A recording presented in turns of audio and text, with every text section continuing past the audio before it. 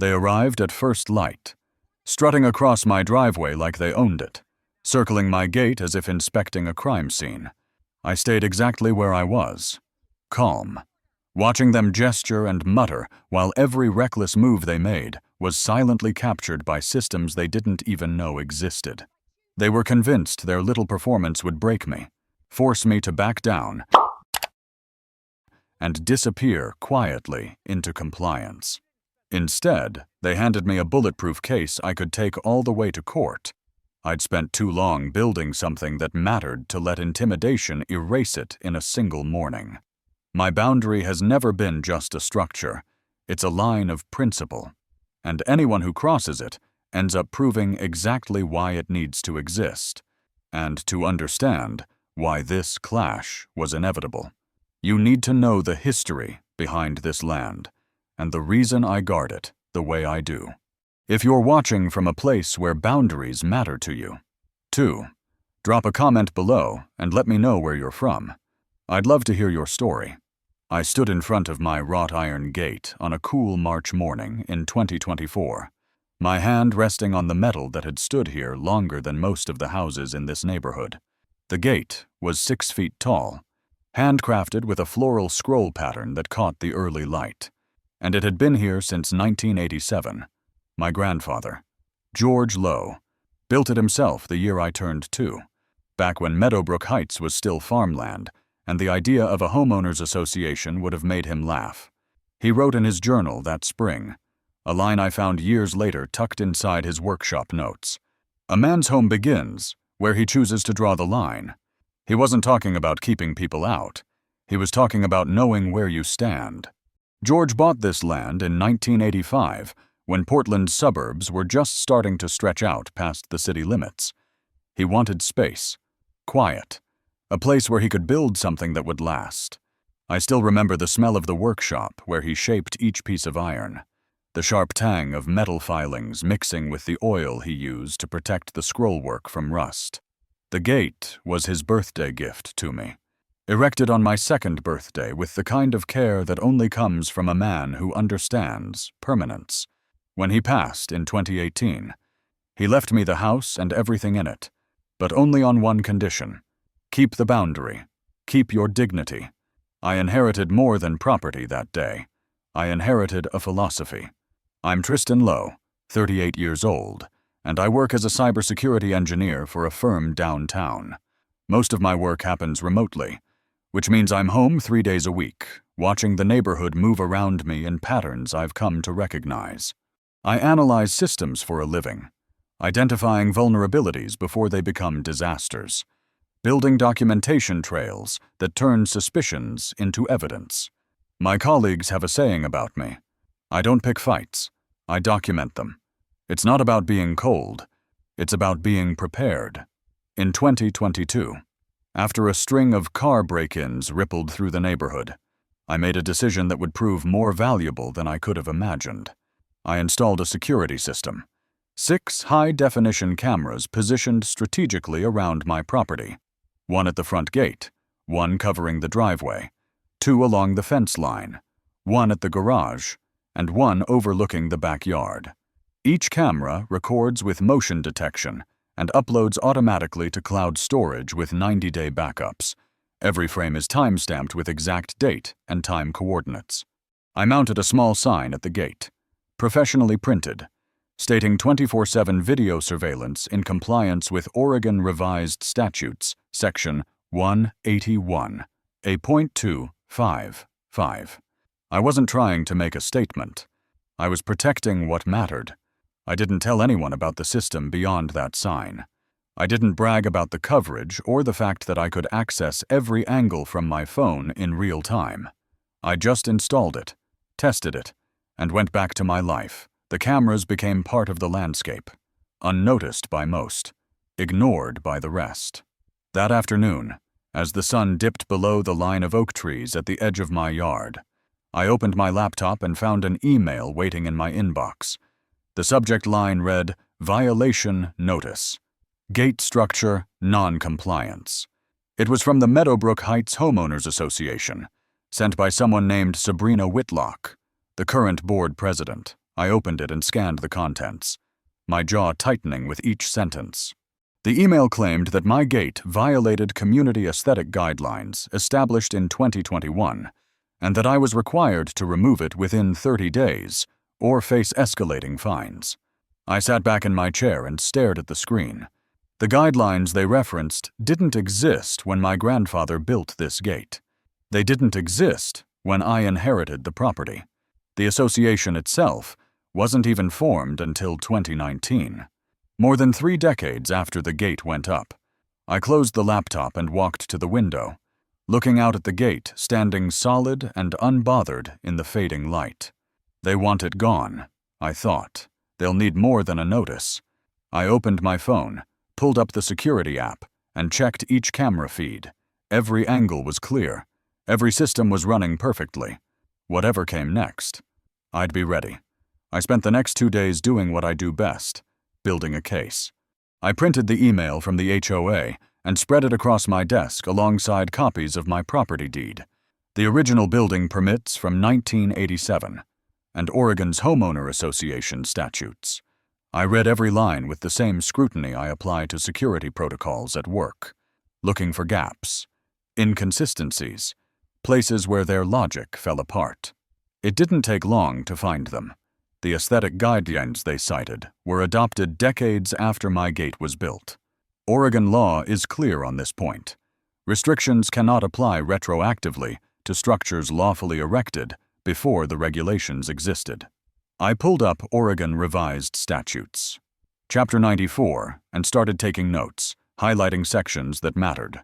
ORS Section 90.635 stated explicitly that covenants and restrictions shall not apply retroactively to structures lawfully erected prior to their adoption. I cross-referenced this with a case from 2018, Applegate versus Meadow Creek HOA, where an Oregon court ruled that a homeowners association could not enforce new aesthetic standards on pre-existing structures without a grandfather clause. The law was on my side. I just needed to make sure they understood that. On the 5th day after receiving their notice, I drafted my response. I kept it professional, factual, and airtight. I addressed it to the HOA board with specific attention to Sabrina Whitlock as president. I opened by acknowledging their concern for community standards, then laid out the legal reality in plain terms. The gate was constructed in 1987, decades before the covenants. Conditions and restrictions were established in 2021. Under ORS Section 94.635, the structure is protected by grandfather rights. I cited the Applegate case, attached a copy of my property deed showing the gate's original installation date, and included photographs with timestamps. I closed with a clear request. I ask that the board withdraw this violation notice and confirm in writing within 14 days that no further action will be taken regarding this matter. I attached scans of the relevant statutes and hit send. 3 days later, I heard a car door slam outside. I looked up from my laptop to see a woman standing at my gate, one hand on her hip, the other holding a clipboard. She was around 45, dressed in a charcoal gray suit with her platinum blonde hair pulled back tight.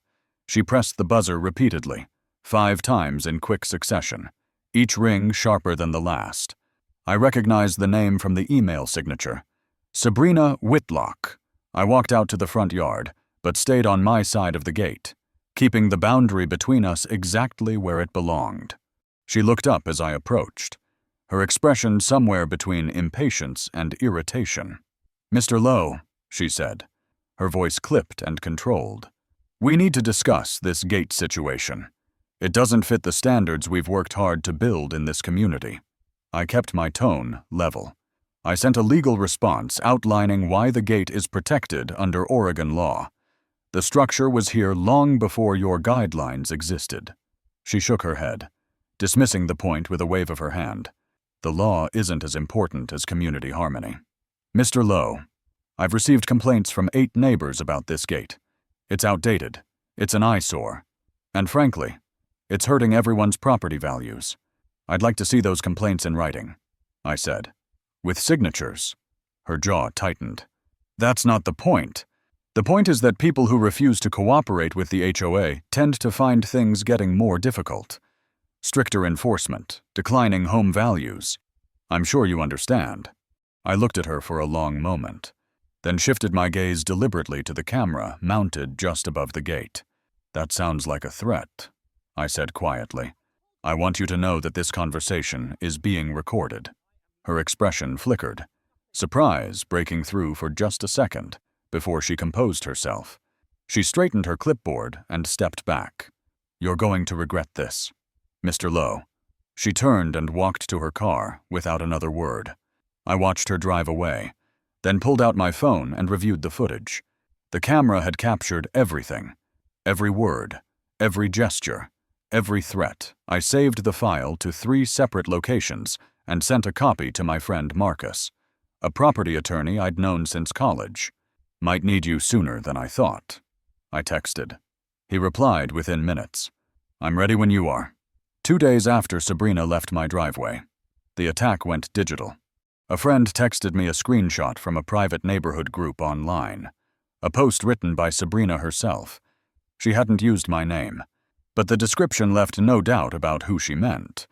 The post featured a photo of my gate taken from an unflattering angle that made the natural patina on the iron look like neglect. Her caption read, "Some residents refuse to comply with community standards that protect all of our property values. This outdated structure violates our aesthetic guidelines, but the homeowner has ignored repeated requests for removal. The HOA is taking appropriate action." Within 4 hours, the post had 23 likes and 15 comments, most of them exactly what she'd intended. Who would be so stubborn? One person wrote, "The HOA should fine them heavily." Another added, "I didn't respond. I simply took screenshots of everything, saved them in a folder labeled evidence/defamation, and waited." The next week, 3 formal complaints arrived in my email inbox, all filed with the HOA and forwarded to me as required under Oregon law. Each complaint followed the same template, almost word for word, accusing my gate of being unsightly, reducing neighborhood appeal, and reflecting poorly on the community. The signatures belonged to Mr. and Mrs. Patterson, who lived directly across the street, Janice Holbrook, a real estate agent 2 houses down, and Tim Reeves, the HOA treasurer. I cross-referenced their names and found the connections quickly. Holbrook worked for the same brokerage as Sabrina. Reeves had been on the board since Sabrina became president. The Pattersons were retired and had just moved in 6 months ago. These weren't organic complaints. They were coordinated. On April 15th, I received a notice of fine, $100 per day, starting April 20th if the gate remained standing. The letter warned that failure to pay could result in a lien being placed on my property, a legal claim that would need to be settled before I could sell or refinance. I read the notice carefully, analyzing it the way I would analyze a vulnerability report at work. The problem was obvious. Oregon Revised Statutes Section 94.630 required the HOA to hold a hearing before imposing fines, giving the homeowner a chance to present their case. I hadn't been invited to any hearing. The fine was void. I called Marcus and scheduled a meeting for the following afternoon. Marcus had been practicing property law for 12 years, and he had a reputation for being thorough and unshakable in court. I spread the documents across his conference table. The original violation notice, my legal response, the screenshots from the online group, the complaint letters, and the fine notice. He reviewed everything methodically, making notes on a yellow legal pad. "They're overreaching," he said after 20 minutes. "Under ORS Section 94.630, you're entitled to a hearing before any fine is imposed. They skipped that step entirely." He tapped his pen on the notice. "But here's what I suggest. Don't pay it. Let them escalate. The more procedural errors they make, the stronger your case becomes, if they keep pushing. We'll be documenting malice." I asked him what malice meant in legal terms. He leaned back in his chair. "Malice means they're acting with intent to harm you personally, not just enforce rules. If we can prove she has a financial motive, or that she's abusing her position, you can go after punitive damages. I thought about Sabrina standing at my gate, the barely concealed anger in her voice, the threat about declining home values. I told Marcus I wanted to wait, to see how far she'd push this. He nodded. That's the right call. Just keep documenting everything. 3 days later, I received an email from a company called Meadowbrook Landscaping Services. The message was brief and cold. This is to inform you that the HOA has authorized us to remove the non-compliant structure at your address on April 25th at 7 a.m. Please ensure the gate is accessible. I read it twice, then immediately replied, I do not authorize entry onto my property. Any removal of the gate without a court order constitutes criminal trespass and property destruction. I have notified local law enforcement. I called the non-emergency line for the Portland Police Bureau, explained the situation, and requested a patrol in my area on the morning of the 25th. The dispatcher took my information and noted the request in their system. I thanked her and hung up. Every camera was online, every angle was covered. I set my alarm for 5:30 a.m. Whatever happened next, I'd be ready. The motion alert hit my phone at 6:47 a.m. I was already awake, sitting at my kitchen table with coffee and my laptop open, watching the live feeds from all 6 cameras. 2 pickup trucks rolled into view and stopped directly in front of my gate. The first had Meadowbrook Landscaping painted across the door. The second had no markings at all. 3 men climbed out, wearing work pants and high-visibility vests, carrying tools I recognized immediately. Bolt cutters, a reciprocating saw, pry bars. This wasn't a consultation. This was demolition. Then a silver sedan pulled up behind them, and Sabrina Whitlock stepped out. She was dressed in a black suit, her hair pulled back tight, and she carried a clipboard. She walked up to the crew and started pointing, gesturing toward the gate, her mouth moving in sharp, deliberate instructions. One of the workers hesitated, glancing back toward my house. Sabrina said something I couldn't hear from inside, but her posture told me everything. She believed she had the authority. She believed I wouldn't fight back. I picked up my phone and dialed 911. This is Tristan Lowe at 428 Maple Drive. People are attempting to destroy my gate without permission or a court order. I need police here now. The dispatcher asked if it was HOA related. I said yes, but that doesn't give them the right to trespass and commit criminal mischief. She confirmed officers were being dispatched. Estimated time, 8 minutes. I thanked her, ended the call, and kept watching. At 6:52, one of the workers approached the gate with bolt cutters and snapped the lock. The sound carried through the morning air. A sharp metallic crack. I stayed seated, letting them do exactly what they planned, making sure every second was recorded. Another worker moved in with the reciprocating saw.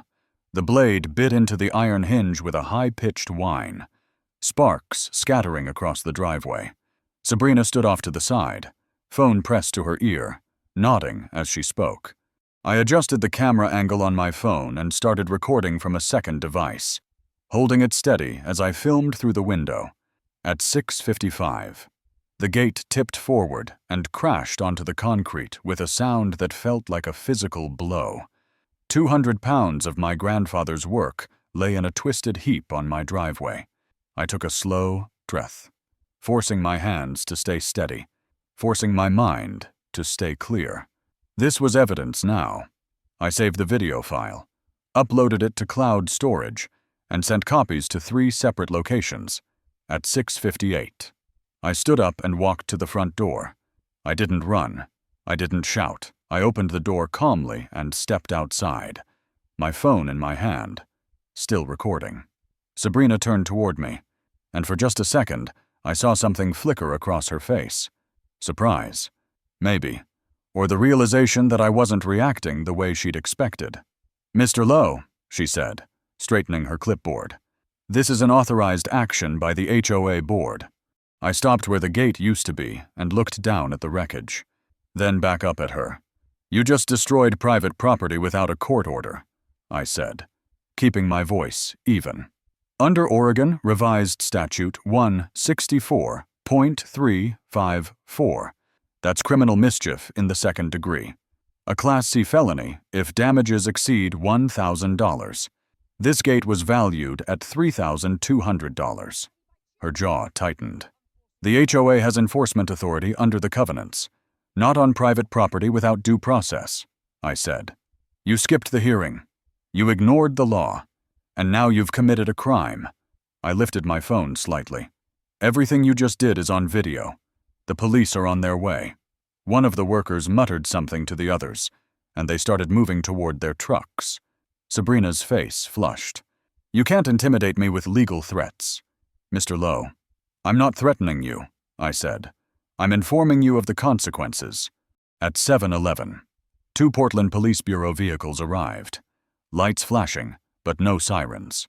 Officers Ramirez and Chen stepped out and surveyed the scene, taking in the destroyed gate, the trucks, the workers, and Sabrina standing there with her clipboard. I walked over and introduced myself, then handed Officer Ramirez my phone with the video queued up. I also have footage from 6 security cameras covering every angle, I said. They cut my lock, sawed through the hinges, and knocked the gate down. I did not give permission. I told them it was illegal. Officer Ramirez watched the video, then looked at Sabrina.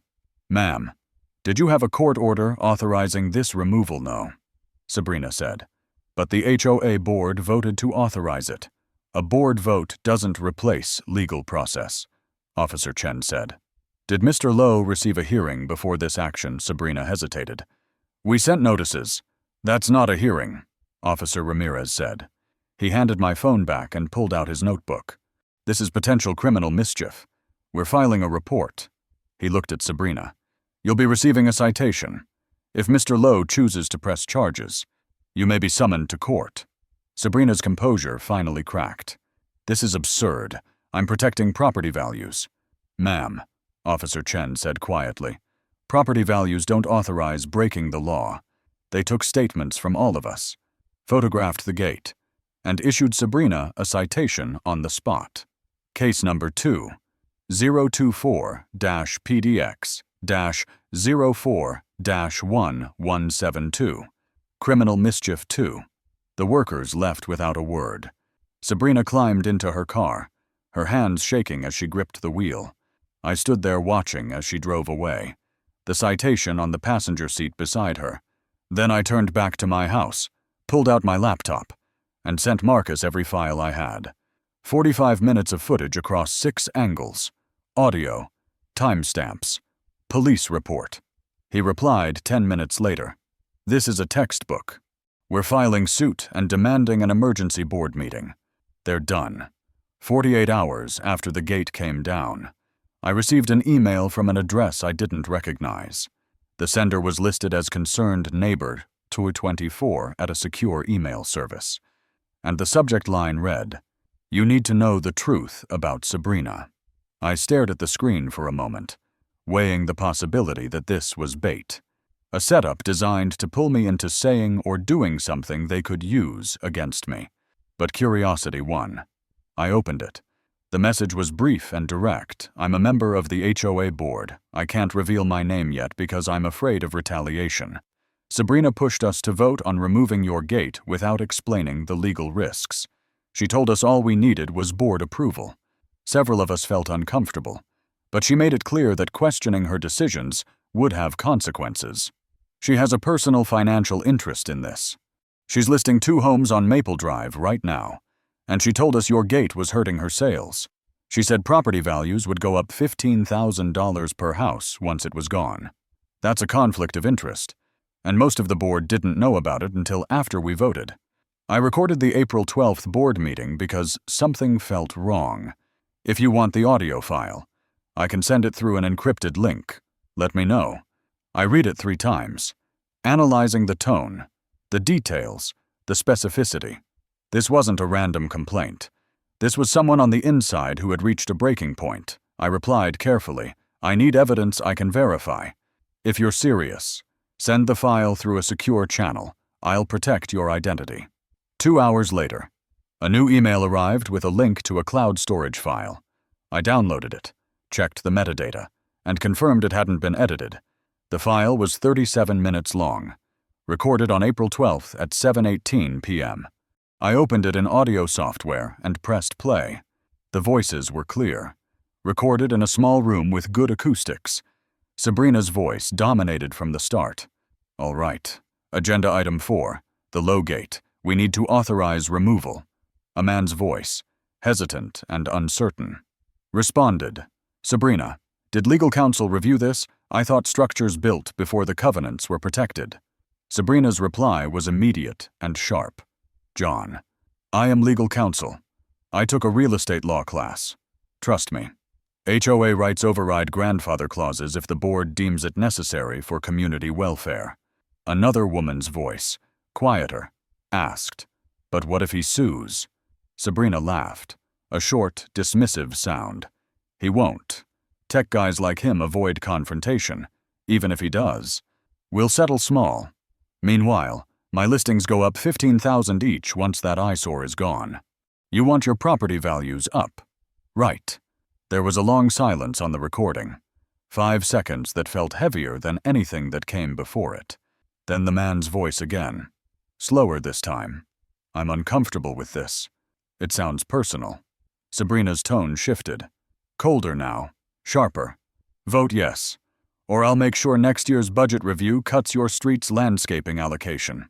The vote came quickly after that. 4 yes, 1 no, 2 abstentions. I stopped the playback and sat back in my chair. This wasn't just procedural incompetence. This was corruption, coercion, and a blatant conflict of interest. All recorded in Sabrina's own words. I called Marcus immediately. He listened to the file without interrupting, and when it finished, he let out a low whistle. This is a breach of fiduciary duty, he said. Board members are supposed to act in the community's interest, not their own. She admitted on tape that she benefits financially from removing your gate. That's a textbook conflict of interest, and threatening another board member with budget retaliation. That's coercion. If we sue the HOA, she won't be protected by their insurance. She'll be personally liable. I asked what that meant in practical terms. It means she pays out of her own pocket, Marcus said, and it means we have grounds to demand punitive damages, not just compensation for the gate. The next step was clear. We needed to identify the source and get their cooperation on the record. I replied to the original email. Thank you for this. It's critical evidence. Would you be willing to confirm your identity through my attorney? We can do this confidentially with a sworn statement. You won't be exposed unless necessary. The response came 6 hours later. I'm John Vickers, the HOA treasurer. I'll cooperate. I can't stay silent anymore. Marcus arranged a meeting at his office the following day. I didn't attend, keeping a distance to preserve the integrity of John's statement. Marcus called me afterward. He's solid. He confirmed everything: the recording, the conflict of interest, the coercion. He's willing to testify if it comes to that. We have everything we need. By that evening, word was starting to spread. John had quietly reached out to 2 other board members, sharing his concerns about the process. Both replied privately, admitting they'd also felt pressured by Sabrina, but hadn't known how to push back. Marcus drafted a formal demand for an emergency board meeting under Oregon Revised Statutes Section 94.640. The letter outlined the procedural violations, the conflict of interest, and the coercion, and it demanded a public meeting within 14 days. We sent copies to all 7 board members and the HOA management company. The subject line was simple: demand for emergency review of board conduct. Within 24 hours, the meeting was scheduled. May 8th, 7 p.m., at the community center, open to all residents. I started preparing my presentation. Timeline, video footage, police report, audio recording. This was going to be public, transparent, and undeniable. The days leading up to May 8th felt like the slow build before a storm. Sabrina tried to control the narrative, sending an email to the entire neighborhood claiming the emergency meeting was an unnecessary disruption caused by a single, uncooperative resident. She framed it as a waste of everyone's time, suggesting that most people didn't need to attend. But her attempt backfired. The email sparked curiosity instead of compliance. People started asking questions.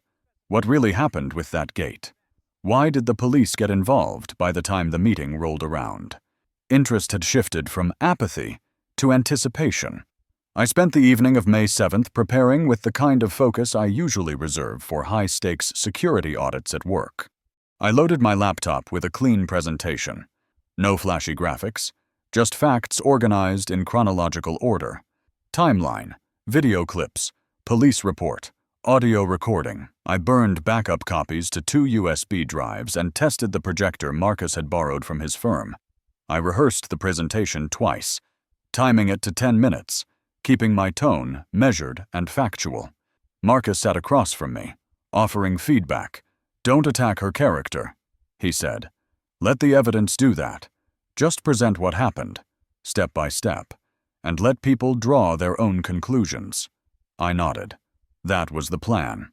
The Meadowbrook Community Center was packed by the time we arrived at 6:45 p.m. The meeting room held 60 people comfortably, but there were at least 75 crammed inside, lining the walls, standing in the doorway. I recognized neighbors I'd never spoken to, faces I'd seen only in passing. The usual turnout for HOA meetings hovered around 15. Tonight felt different. People wanted answers. Sabrina sat at the front table with the other 6 board members, her posture rigid, her expression carefully controlled. John Vickers sat at the far end, as far from her as the table allowed. The tension was visible even from the back of the room. Sabrina called the meeting to order at 7 p.m. sharp. Her voice was clipped, professional, designed to project authority. "We're here tonight because Mr. Lowe requested this emergency session. The board has reviewed the situation and believes our actions were within our enforcement authority. However, in the interest of transparency, we'll allow Mr. Lowe to present his concerns." She gestured toward me with a tight smile.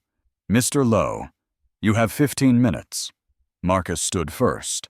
Under Oregon Revised Statutes, Section 94.640, Mr. Lowe has the right to present his case to the board and the community.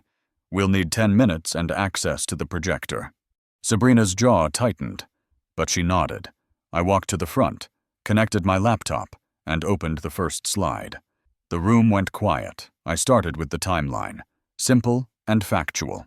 March 15th, I received a violation notice demanding removal of a gate built in 1987, decades before the HOA's aesthetic guidelines existed.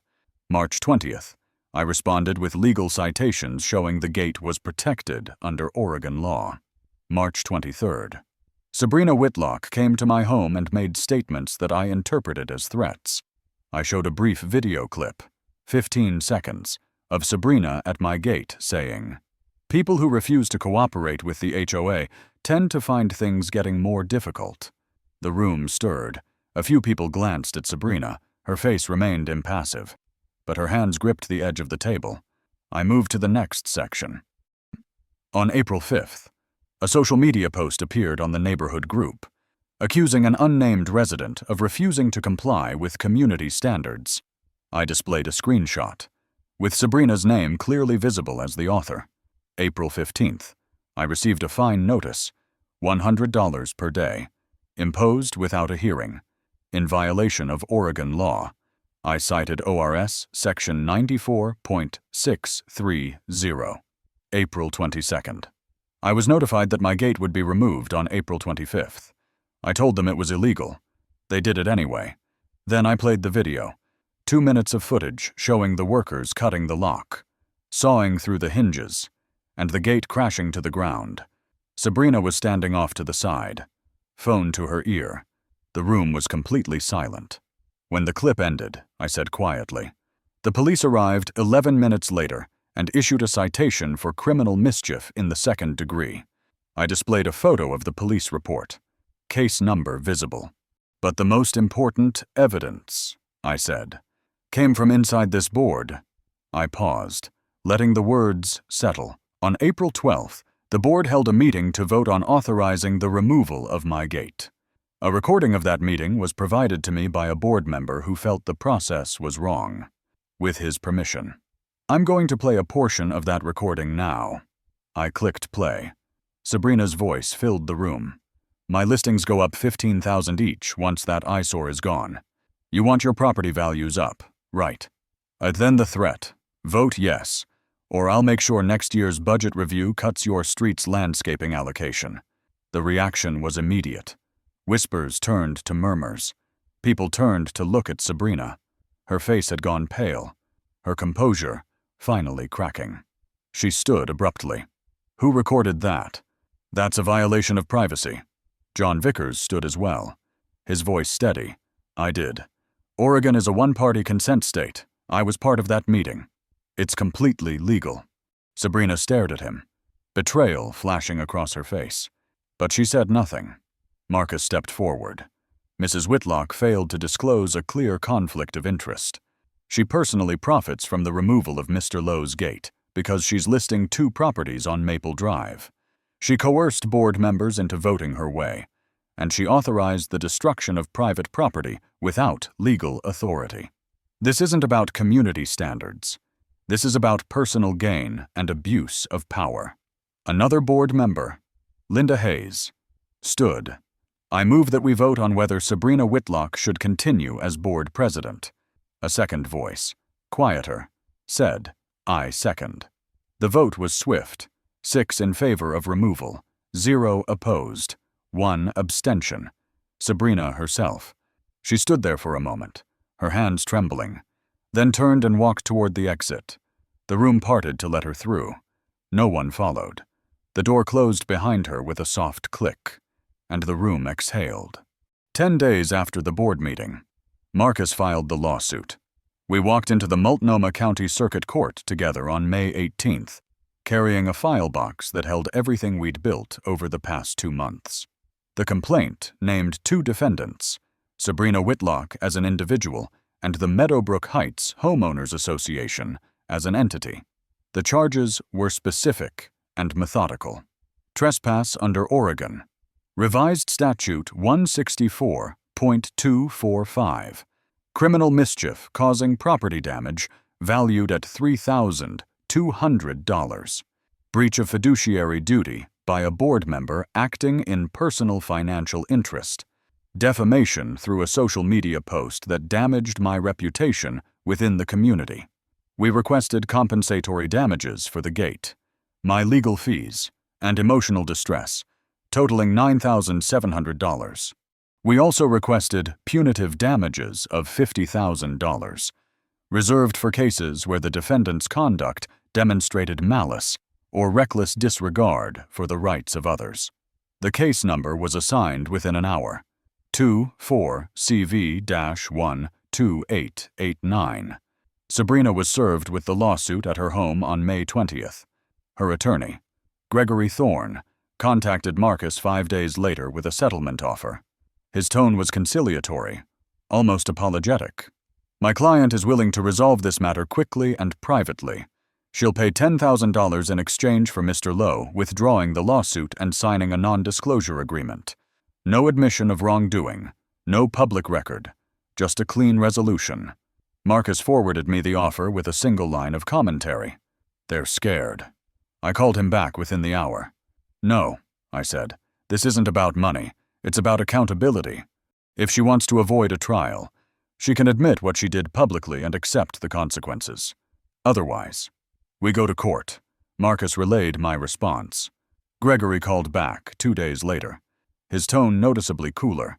Your client is making a mistake. Trials are expensive and unpredictable. $10,000 is a fair offer. Marcus didn't hesitate. We'll see you in court. The discovery phase began in June.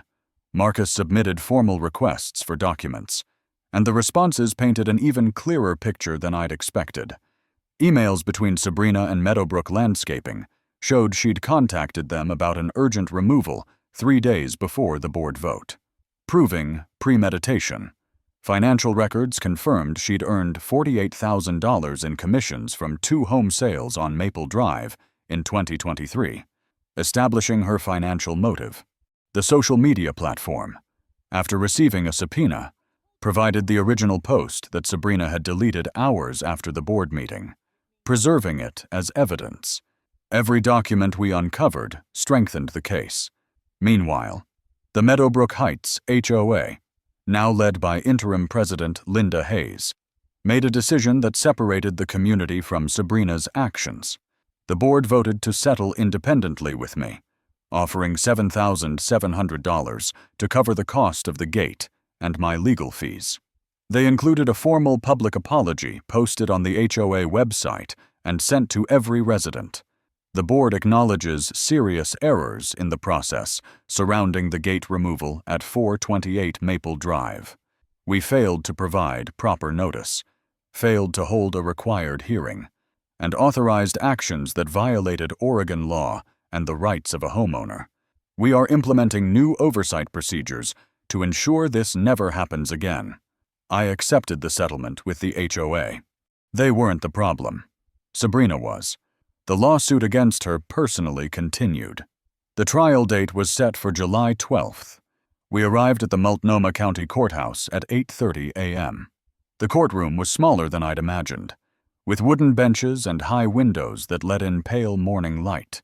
Judge Margaret Chen presided, a woman in her late 50s with a reputation for being thorough and fair. Sabrina sat at the defense table with Gregory Thorne, looking diminished somehow, smaller than she'd seemed standing at my gate 2 months earlier. Marcus presented our case methodically, the same way I'd presented it to the community. He played the video of the gate being destroyed. He introduced the police report. He played the audio recording of the board meeting. He called John Vickers to testify, and John confirmed under oath that Sabrina had coerced the vote and failed to disclose her financial interest. He presented the financial records showing her commissions and the emails proving she'd arranged the removal before getting board approval. Sabrina's defense rested on a single argument. She believed she was acting in the HOA's best interest, enforcing community standards to protect property values. Gregory tried to frame her actions as a good-faith error in judgment rather than intentional wrongdoing, but he couldn't explain away the recording. He couldn't dispute the conflict of interest. He couldn't justify the coercion. The evidence was too clear, too complete, too damning. Judge Chen deliberated for 3 hours. When she returned, the courtroom went silent. On the charge of trespass, I find the defendant guilty. Mrs. Whitlock authorized entry onto private property without legal authority. Compensatory damages, $1,000. On the charge of criminal mischief, I find the defendant guilty. The gate was destroyed without a court order, causing $3,200 in documented damages. On the charge of breach of fiduciary duty, I find the defendant guilty. Mrs. Whitlock acted in her personal financial interest rather than the community's interest, and used coercion to secure board approval. Punitive damages, $5,000. On the charge of defamation, I find partial liability. The social media post caused reputational harm. Damages, $2,000. Total judgment, $13,000, plus court costs of $1,800. $14,800 total. Judge Chen paused, looking directly at Sabrina. This case demonstrates the importance of due process and the danger of allowing personal interest to override community responsibility. You abused your position. Mrs. Whitlock, Mr. Lowe had every right to protect his property within the law, and you violated that right repeatedly. The judgment stands. The gavel came down. It was over. We walked out of the courthouse into the July heat. Marcus clapped me on the shoulder. You didn't just win a case, he said. You set a precedent. I nodded, thinking about the check I'd eventually receive and what I'd do with it. $3,200 would go toward rebuilding the gate. The rest, I'd already decided, would go to Oregon Legal Aid, helping other homeowners fight back against overreach. Justice wasn't just about winning.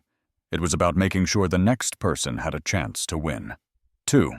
10 days after the board meeting, Marcus filed the lawsuit. We walked into the Multnomah County Circuit Court together on May 18th, carrying a file box that held everything we'd built over the past 2 months. The complaint named 2 defendants, Sabrina Whitlock as an individual and the Meadowbrook Heights Homeowners Association as an entity. The charges were specific and methodical. Trespass under Oregon, Revised Statute 164.245. Criminal mischief causing property damage valued at $3,200. Breach of fiduciary duty by a board member acting in personal financial interest. Defamation through a social media post that damaged my reputation within the community. We requested compensatory damages totaling $9,700 and punitive damages of $50,000 for conduct demonstrating malice. The case number was assigned within an hour, 24CV-12889. Sabrina was served with the lawsuit at her home on May 20th.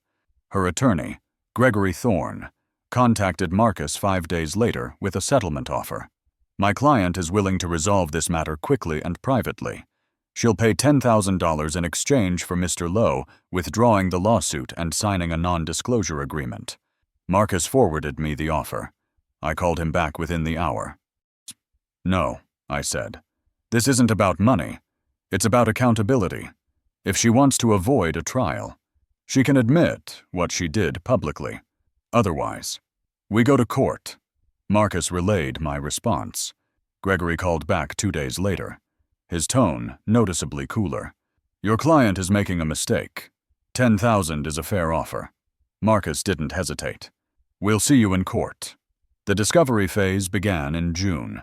Marcus submitted formal requests for documents, and the responses strengthened our case considerably. Emails between Sabrina and Meadowbrook Landscaping showed she'd contacted them about an urgent removal 3 days before the board vote, proving premeditation. Financial records confirmed she'd earned $48,000 in commissions from 2 home sales on Maple Drive in 2023, establishing her financial motive. The social media platform provided the deleted post after receiving a subpoena, preserving it as evidence. Every document we uncovered made the pattern clearer.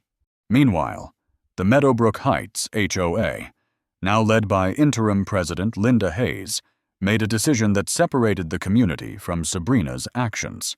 The board voted to settle independently with me, offering $7,700 to cover the gate and my legal fees.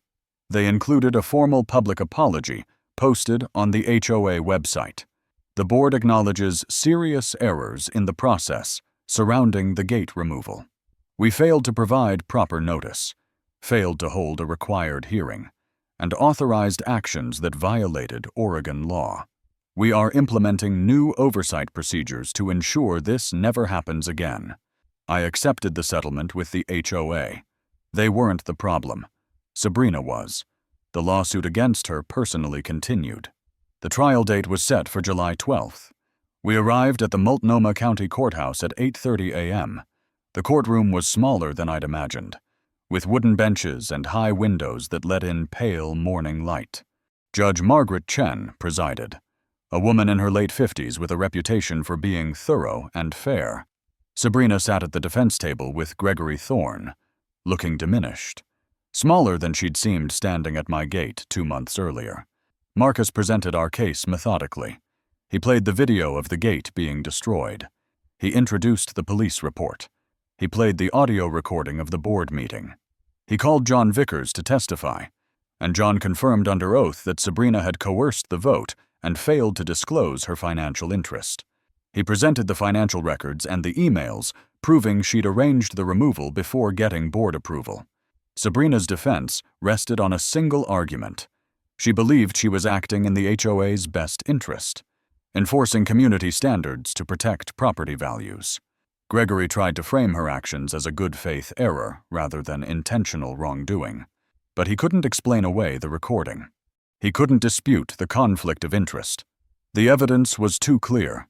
Judge Chen deliberated for 3 hours. When she returned, the courtroom went silent. On the charge of trespass, I find the defendant guilty. Mrs. Whitlock authorized entry onto private property without legal authority. Compensatory damages, $1,000. On the charge of criminal mischief, I find the defendant guilty.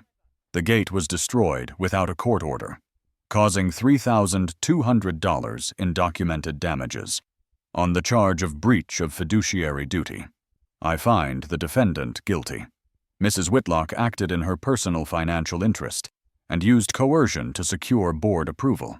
Punitive damages, $5,000. On the charge of defamation, I find partial liability. The social media post caused reputational harm. Damages, $2,000. Total judgment, $13,000. Plus court costs of $1,800. Judge Chen paused, looking directly at Sabrina. This case demonstrates the importance of due process and the danger of allowing personal interest to override community responsibility. You abused your position. Mrs. Whitlock, Mr. Lowe had every right to protect his property within the law, and you violated that right repeatedly. The gavel came down. It was over. We walked out of the courthouse into the July heat. Marcus clapped me on the shoulder. You didn't just win a case, he said. You set a precedent. I nodded, thinking about the check I'd eventually receive. $3,200 would go toward rebuilding the gate. The rest would go to Oregon Legal Aid, helping other homeowners fight back against overreach. Justice wasn't just about winning. It was about making sure the next person had a chance, too. If this story reminded you why boundaries matter, or if you've ever faced someone who thought rules didn't apply to them, I want to hear from you. Drop a comment below sharing your experience, whether you stood your ground or wished you had. And if you believe more people need to see what accountability actually looks like, hit that subscribe button and join the Gated Drama community. We tell the stories where documentation beats intimidation. Every single time. Your story might be next.